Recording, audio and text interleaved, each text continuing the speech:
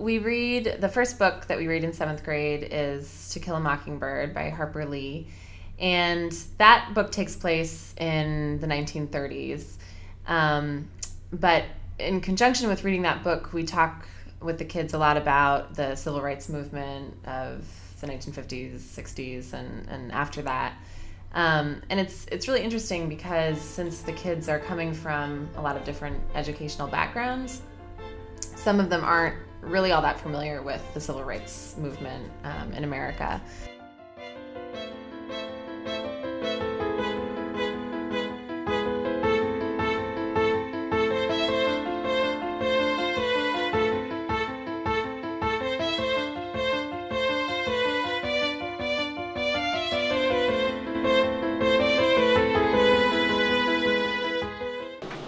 These photos at home, you found them using the links. What do you need to bring them to school? Save on USB key. Okay, USB key would be ideal. Some of the most successful projects, and something that the students have had a lot of fun doing, is where they can actually zoom in on parts of the pictures that they think are particularly interesting. So they'll start, with the entire picture and then sort of have the, if you can imagine the camera panning to a certain point in the picture, and it gives their whole little documentary, if you will, sort of a Ken Burns style to it that's really neat and allows them to sort of say more with the pictures than just showing the still picture itself on the screen. You can do two things. One, you can start looking for your photos, but before you do that, I want you to start the Noodle Tools list for this part of the project, okay? So you need to create a new list, and you must do MLA Advanced, because MLA Advanced is the list that will have the specific citations for photographs.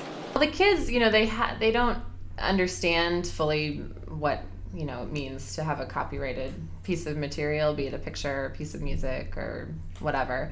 And so sometimes, their understanding is that, oh, well, I bought this CD, so I own it, and I can use that music for whatever I want, which we teach them obviously isn't true. They've purchased the CD for their own use, but they haven't purchased the rights to use that music for anything. A white man have her seat, Parks, and then isn't that kind of cool how we have white and black, and then Parks was arrested just on there. I think that's a really powerful slide you have there. Now it looks really good. Thank you. Yeah, you're so welcome. Well, in terms of just looking at last year compared to this year, I think my understanding of the technology is so much better. It stands for document, JPG stands for JPEG.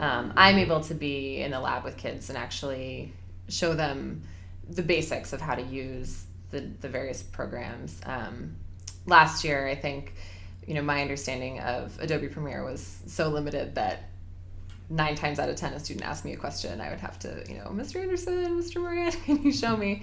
But this year, my own understanding is so much better. Better to save them when they're larger, because if you save a thumbnail and then try to put that into Premiere for your photo project, you may run into trouble. And so I think we've had a lot less kind of hiccups in terms of teaching the students how to use the technology. Text over here? Yeah. Okay, so click on that text so it becomes your working text.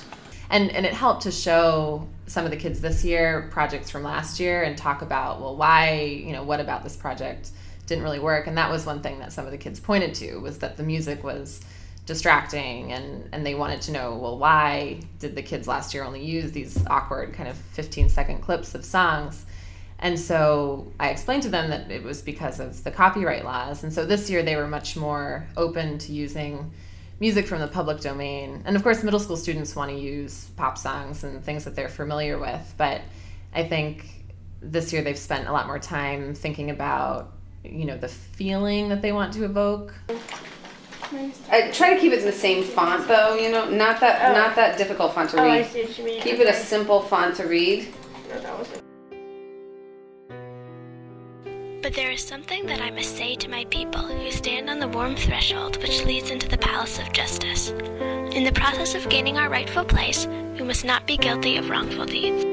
Let us not seek to satisfy our thirst for freedom by drinking from the cup of bitterness and hatred. We must forever conduct our struggle on the high plane of dignity and discipline. We must not allow our creative protest to degenerate into physical violence.